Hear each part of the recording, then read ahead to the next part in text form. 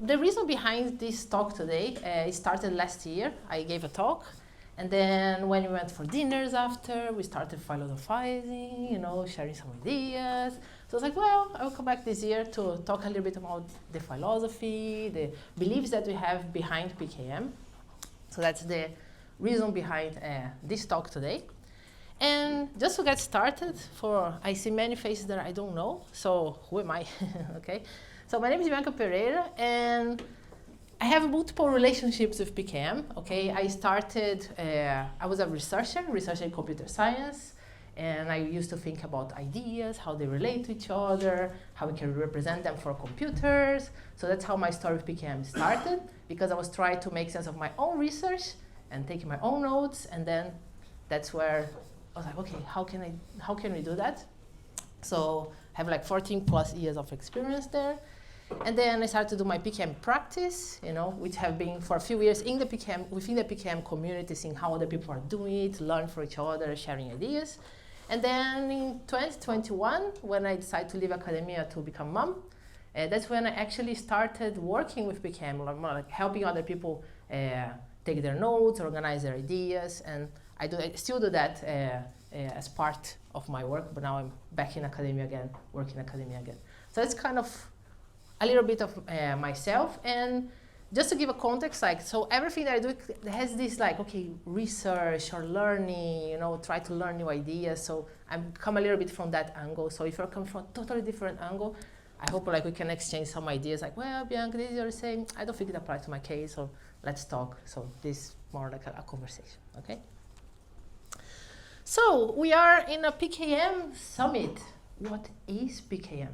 I have done this exercise many times of asking people what PKM is, and there are multiple answers to that. Every person has their own answer what PKM really means to them. So what I want to start is just explain what it means to me. I always say that we are in the age of alchemy, okay? Because before chemistry was we have periodic table and stuff like that.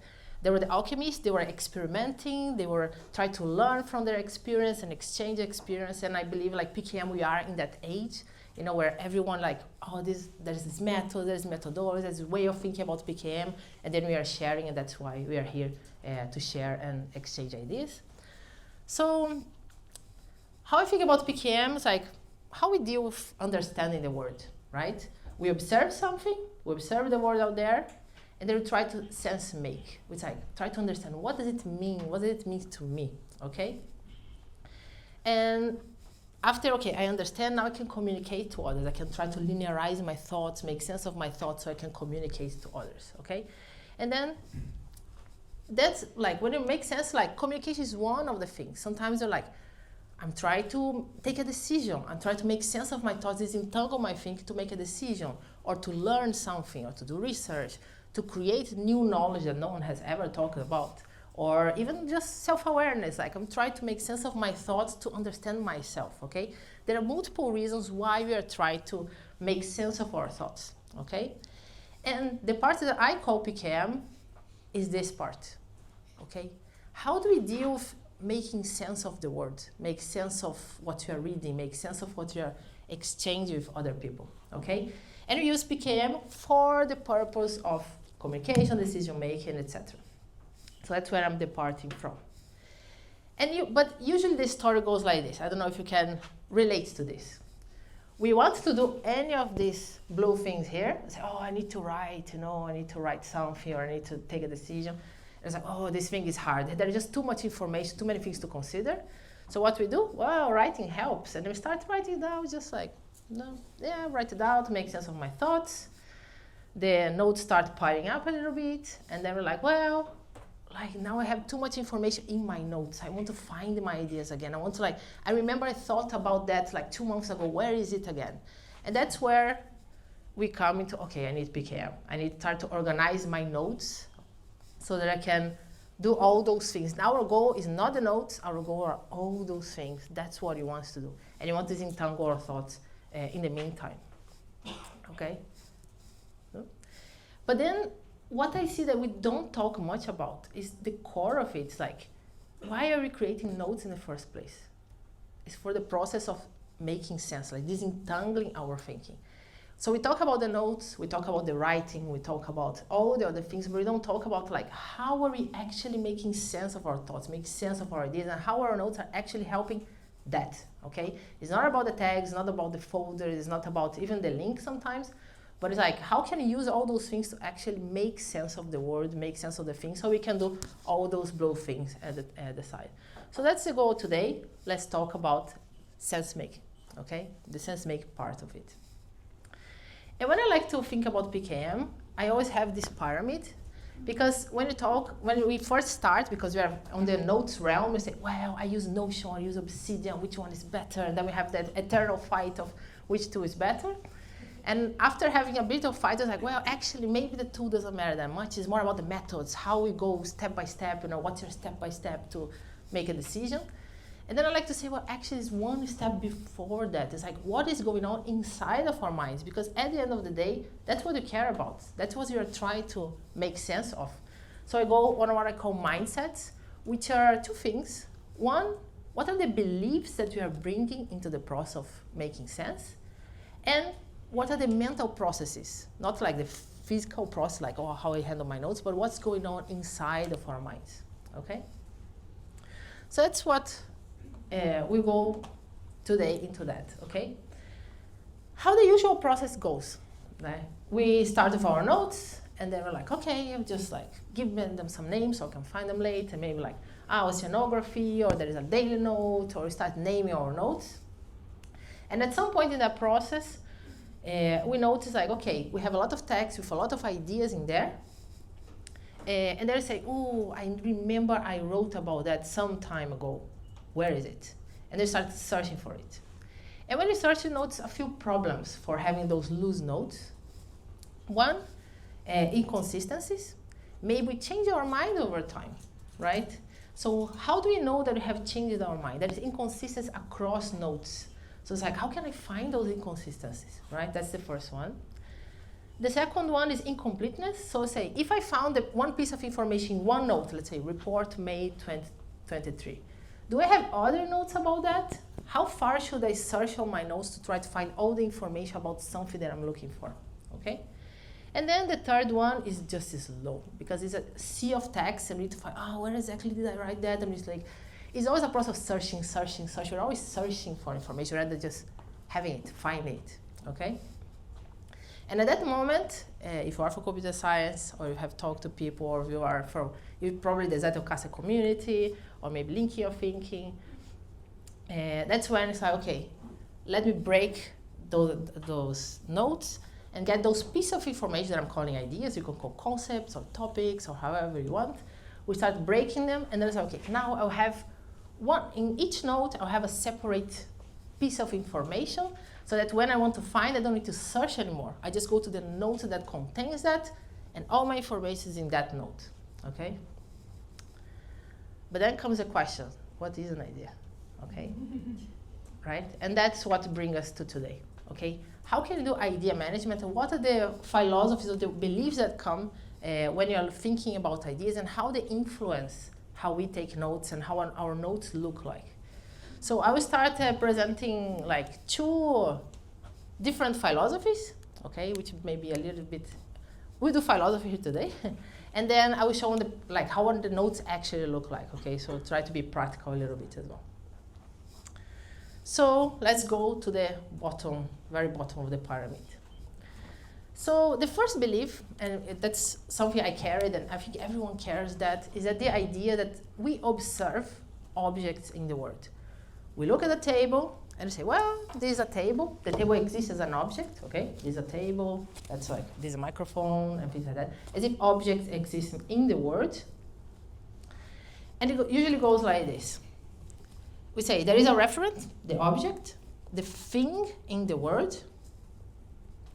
Then we develop internally a concept or thought or a reference of what that object is. So we have a mental representation of table, right?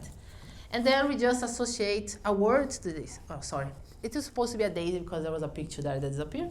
But there is a daisy, and we are talking, okay, use the word daisy to refer to an object in the word. So there is a direct relation between them. We'll say, okay, if you have the word daisy, you are carrying a reference to something that exists out there, right? Exists the object in the world. I want to challenge that, okay? Challenge this idea that an object exists in the world. And the way I want to do that is not by explaining, but I want to do an experience moment here. So I will invite you to do something. It's a mental exercise, okay? But I want to start by saying, like, if you feel very uncomfortable, it's just a mental it's just imagination, but if at some point you feel like overwhelmed or very uncomfortable, I say stop, breathe, see that you are in this room, okay? And you can stop at any moment. So what I'm invited to do, I'm invited to be a little bit of like actors today, okay? Because actors have one ability that we all have, but we don't use it much sometimes, which is to summon a feeling or summon, like they can feel angry. It's like, I'm not angry, but it's like I can summon this feeling of anger so I can act, or there's summon like passion or crying or sadness or things like that. So I will ask you to summon a feeling, okay? So for everyone to feel comfortable, I'll ask you like just close your eyes and I'll ask you to imagine something and just summon the feeling, okay? So if you feel comfortable, you can close your eyes now, okay? Just imagine, okay? Imagine that you just went to purchase a few things. So you're carrying like 2 heavy bags with a lot of things, okay? Maybe you went to this mall here downstairs. As you go out, it's very cold, like winter cold. But for some reason you decide to go like with summer clothes, maybe like shorts and t-shirts, okay? So feel the cold coming to you. So as you go around, you need to cross the street. And it's cold, you are bringing heavy stuff, and there are cars coming everywhere, or maybe bicycles, right? So you can think about bicycles coming from everywhere, all directions, or maybe you can think like the traffic in India where there are cars, So you need to cross that street. There's no pedestrian crossing, there are no traffic lights, everyone is just coming. And there are people everywhere, it's more like China, like a lot of people. So it's cold, you're bringing heavy things, you need to cross this street with a lot of things going on. There are many people, and you have one job, okay? Your job is pay attention to what 3 different groups are talking about. Take a mental note of those 3 different groups.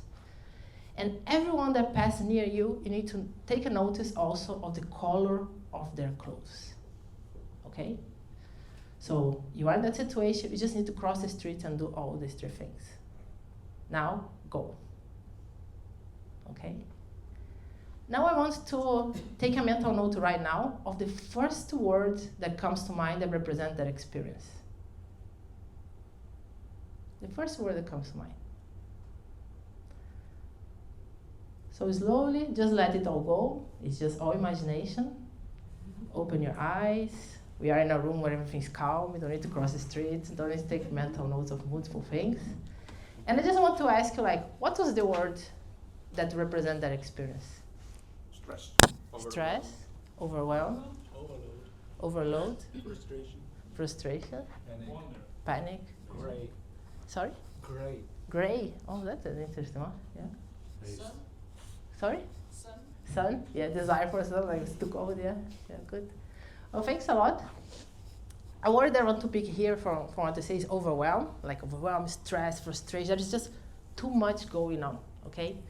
So what happens in that situation? I don't know, it's okay. Yeah, thought it's good. What happens in that situation is that there is just too much stimulus. There is just too much going on. So what we do when there is too much stimulus? Let's suppose I want to cross the street. I don't want to be hit by anyone, right? So the first thing is like, okay, I will separate something that matters to me from everything else. So let's suppose, and then I say, okay, cars. I'll pay attention to all the cars because I don't want them to hurt me as I'm crossing the street, right?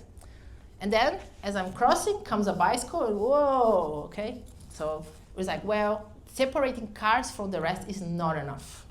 So I say, okay, let me then separate vehicles. Now my focus of attention is in something else. There these things that I'm calling vehicles. So no bicycles, nothing. And then I'm across the street, someone comes in the opposite direction, bump on me, everything falls on the street, and then cars and everything. Okay, so that, well, this separation also doesn't work. So let me try something else.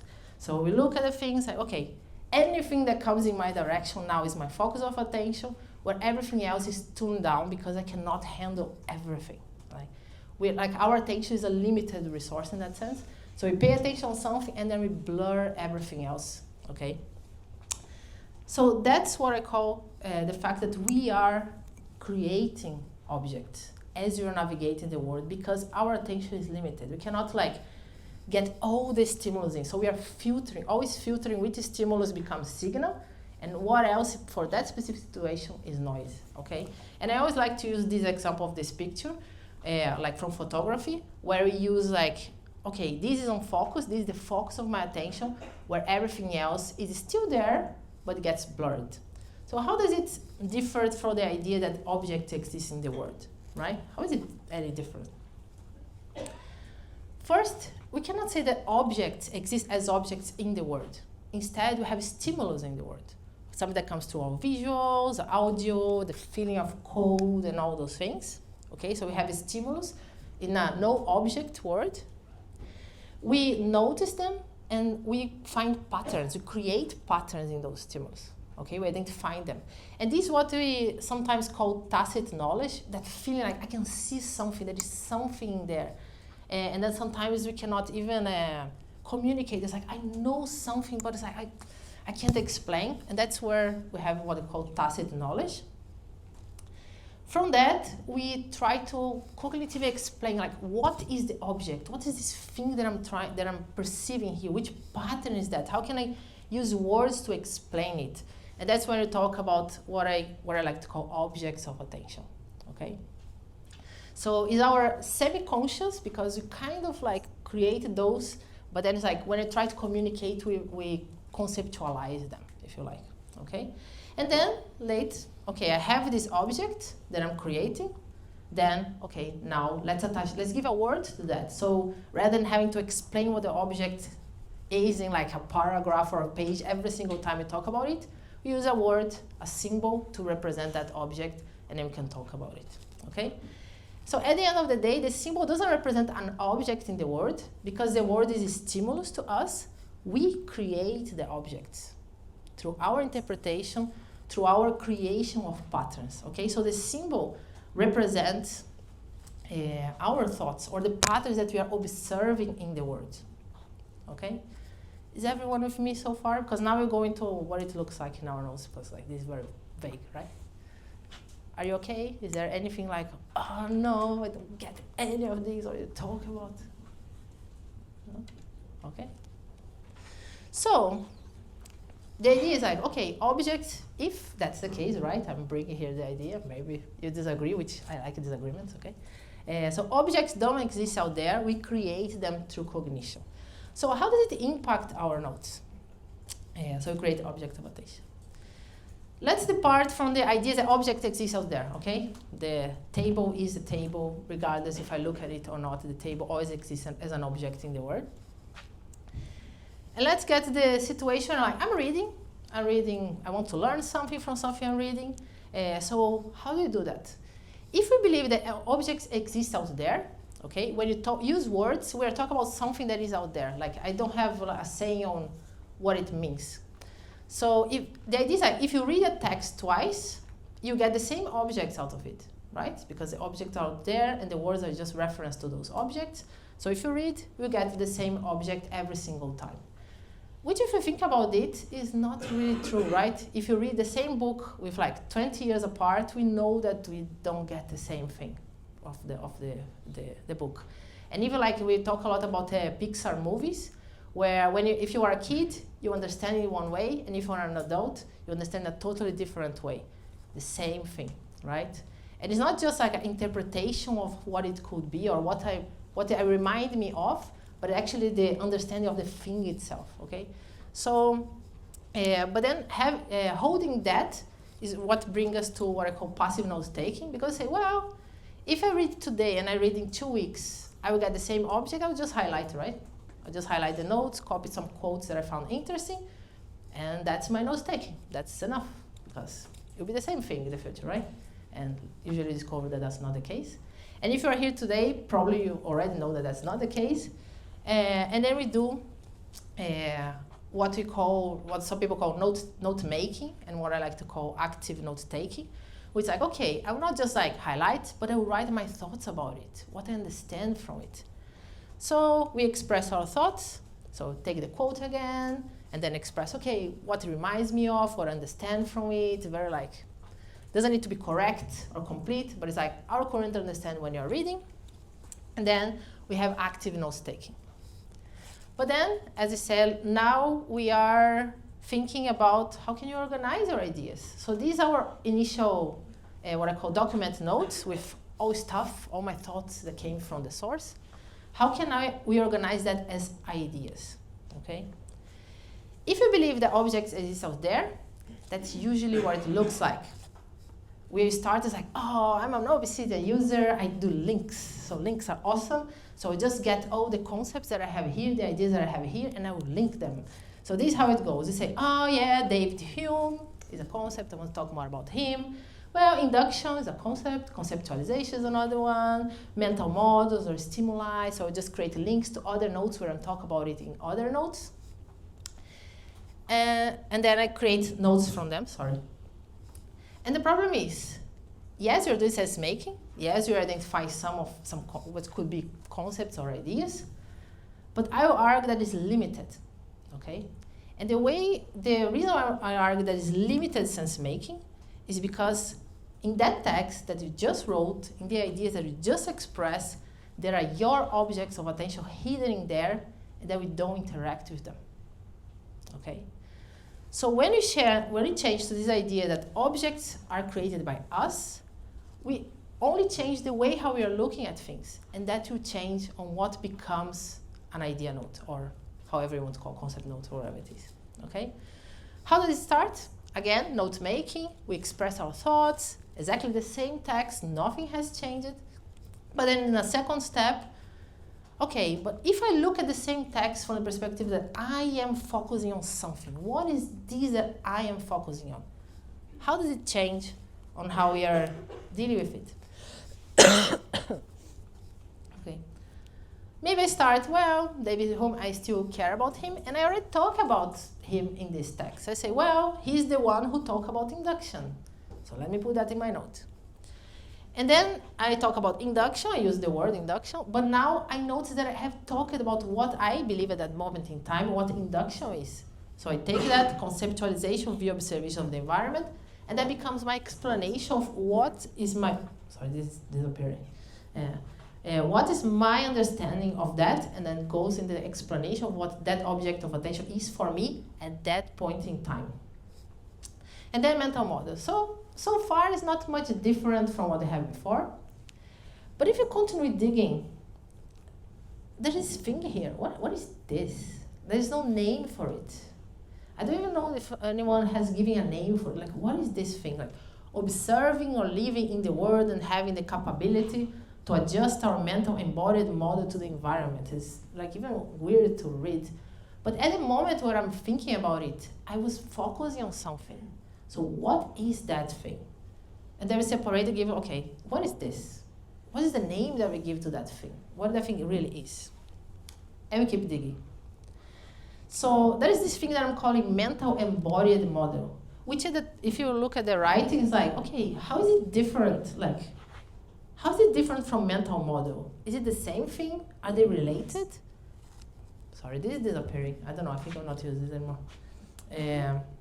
Okay, and there is even like capability with something that I care about. Capability to adjust our mental embodied model. So we can just like, okay, I don't know what's the name for this either. I don't know if there exists a name out there. I don't know if anyone has ever created that object and give a name to it. I don't know. So that's the process of making sense of what we just wrote, right? It's asking the questions. So it's a process of like questioning, like what is it that I actually think? What is it that I am understanding, okay? And then there is the last part, is like, well, assimilate, new stimulate. What is this thing? I think it's this more a part of the same object I was mentioning before. So just put them together. And I even see this second one here appearing again, like mental models, assuming mind that exists also in the body, blah, blah, blah, blah, blah. Okay? So then I can say, well, this goes up there, and then links, those underline are the links if you're a linking person, okay?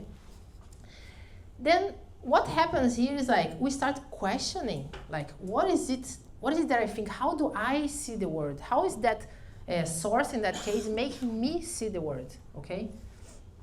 And then I say, oh, maybe I know what's this thing. Maybe it's extended mind. If you ask me right now, I'll say it's not, okay? But at the time I was like, that's extended mind.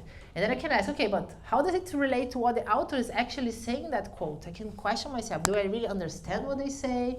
Is the same thing? And then the other one's like, what is this A here? Like, what is this thing? How do I name this thing?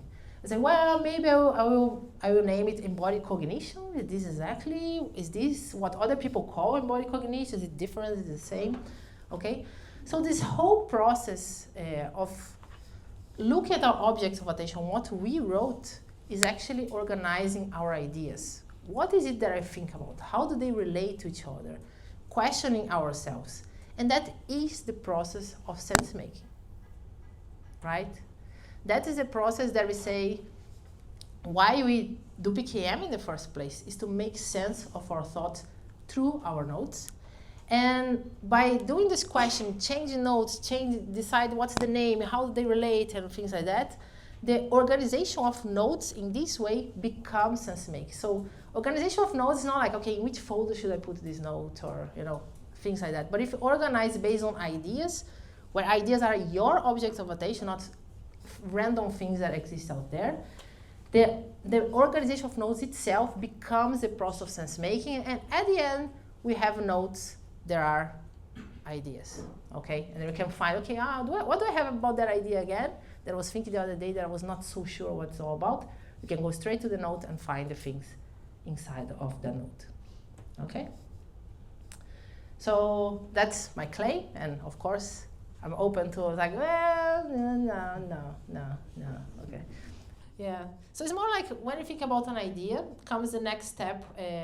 When you think about, we have two ways of thinking about ideas in general. When you're growing the ideas, when the ideas are getting together, they're related to each other. And one is from the view of reductionism. I don't know if you ever heard about reductionism. Usually when you're doing physics, where it's like, what is the key particle of the universe? Where everything is just a composite of those particles, okay?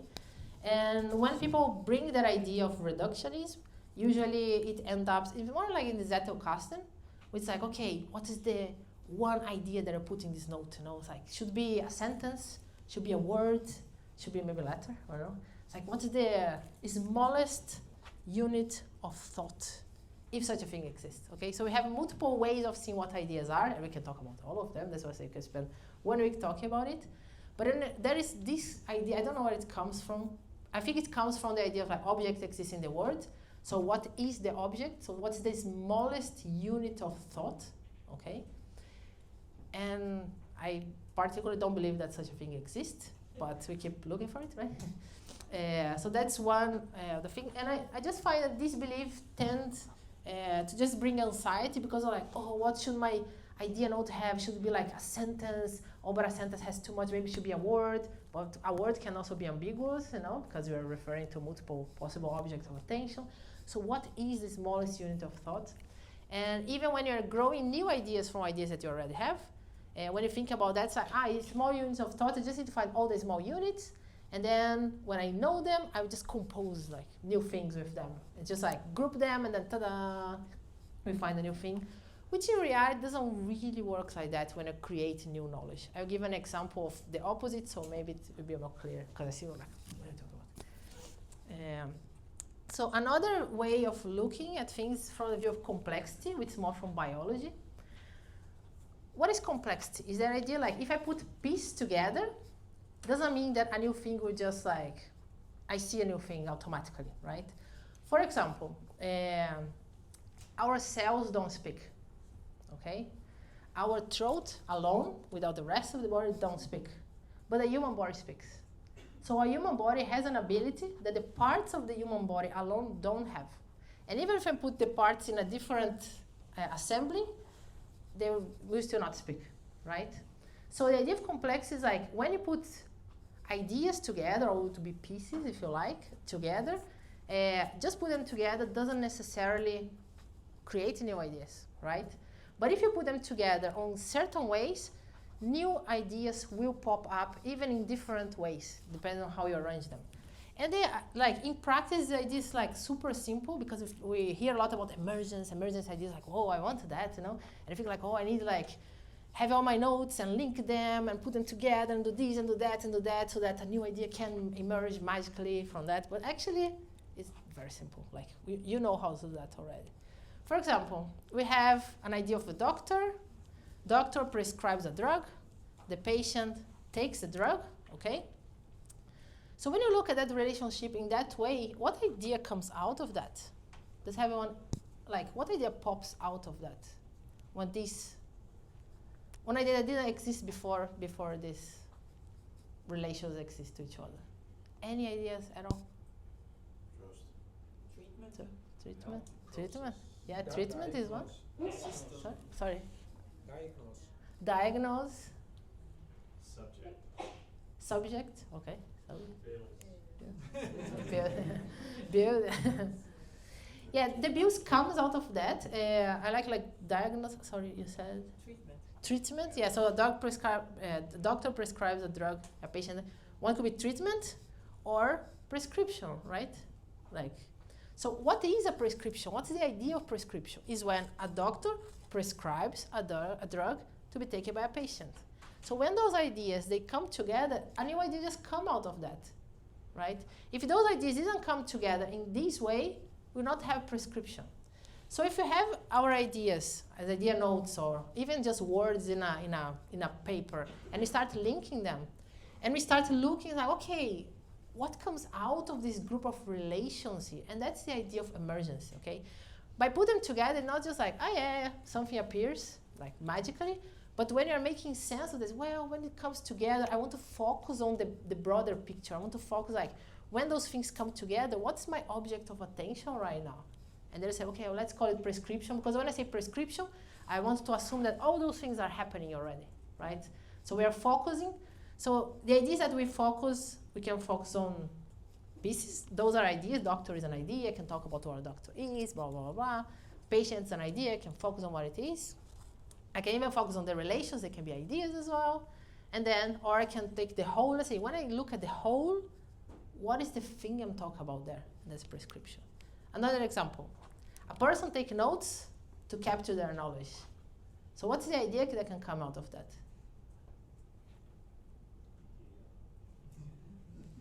What can come out of that?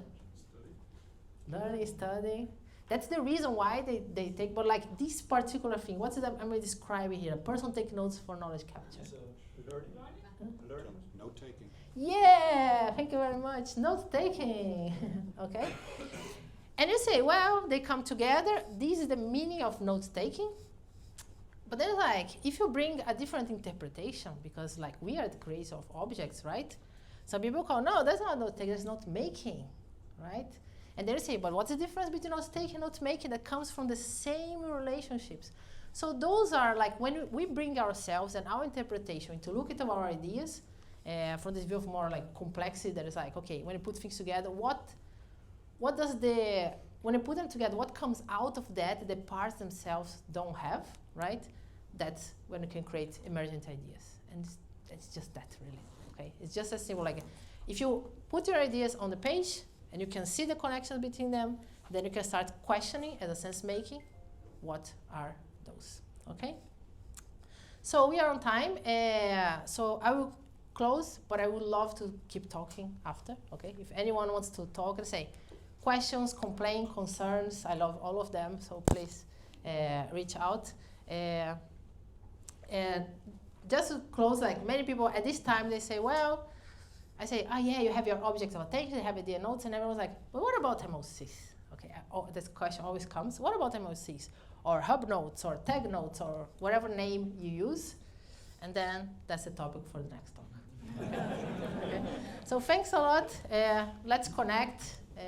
And I always say, like, many people think like a mission is like, it's just woo-woo thing, but actually I am Our mission is to help 1,000 people this year disentangle their thinking. So if you share that mission, or if you are a person who wants to disentangle your thinking, let's just talk. Let's talk over lunch and after. So thanks a lot. Thanks a lot for everything.